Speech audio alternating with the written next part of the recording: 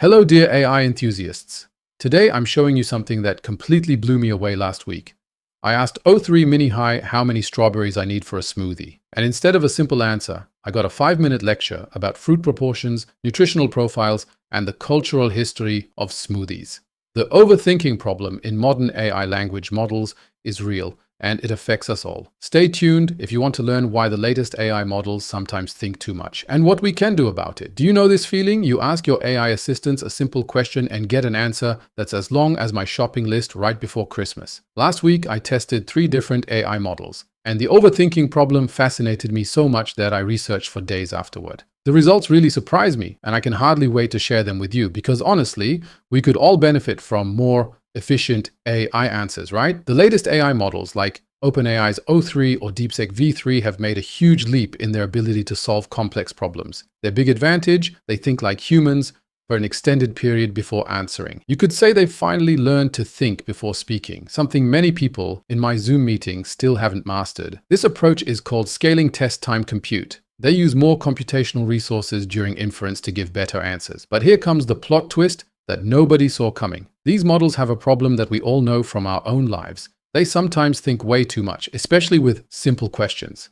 They're like that one friend who experiences an existential crisis when ordering food. Should I get the pizza or the burger? And you're sitting next to them thinking, my food is getting cold while you're philosophizing about the meaning of the universe. Let's look at an absurdly simple example. The question is, what is the result of 2 plus 3?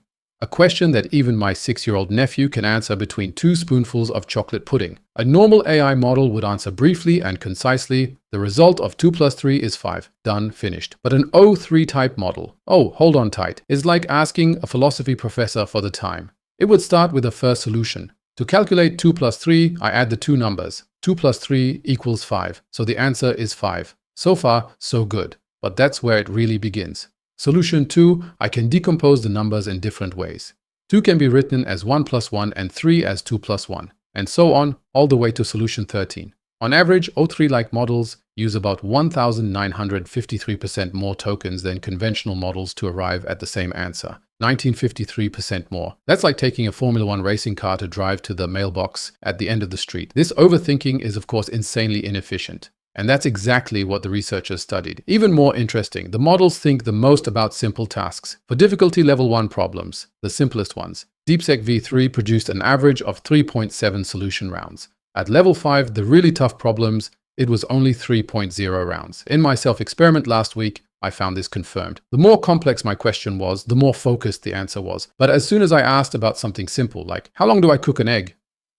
I got an entire essay about egg cooking since the Middle Ages. And now here's the kicker. In over 92% of cases, the model already had the right answer in the first solution round. Everything else is basically as superfluous as sunscreen in a rainy cave. When I asked Anthropic's Claude for a simple cake recipe last week, I didn't just get the recipe, but also variations for different diets, cultural contexts, and even a brief history of cake. The researchers have developed various methods to solve the problem. The most effective method they call FCS+Reflection. They keep only the earliest solution that leads to the correct answer, add a short reflection round that confirms the answer, and remove all further redundant solutions. It's like telling a chatty friend, thanks, I understood the answer. You can stop talking now. The result, with Deepsek V3, they were able to reduce the number of generated tokens by 48.6% while maintaining accuracy. That's impressive, like suddenly discovering you can cover the same way to work in half as many steps.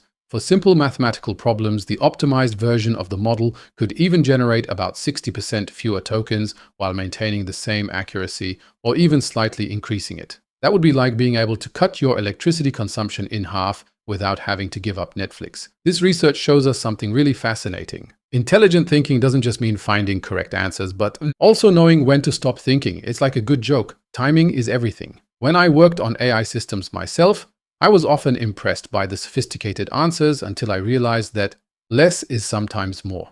The thinnest part of a smartphone isn't the device itself, it's the user manual, designed to be understood intuitively.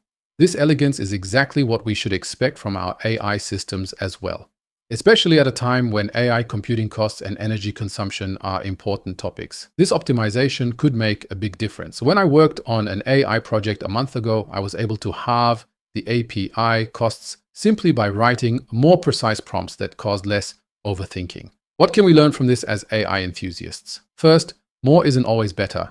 Second, efficiency matters.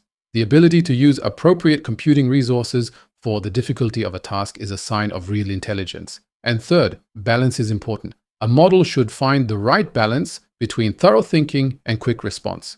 This reminds me of a conversation with an AI researcher last month who said, "The true art of AI development isn't building models that know everything, but models that know what's relevant." For us as users, this means if an AI model answers too elaborately to simple questions and starts reflecting on the philosophical implications of your question about the weather, that's not a sign of superior intelligence, but possibly just a design flaw. So, what do you think? Have you had similar experiences with modern AI models? Have you ever asked an AI which movie you should watch and instead received a complete film history of the 20th century? Or do you have tricks for how to get your AI assistants to respond more focused? I'm particularly curious about your experiences with different models. Are certain ones better at staying brief than others? My personal observation, the newer the model, the more it tends toward overthinking. Let me know in the comments. If you like this video, leave a like and subscribe to the channel. And if you activate the bell, you'll even be informed when we upload a new video. I hope to see you next time. Until then, stay real.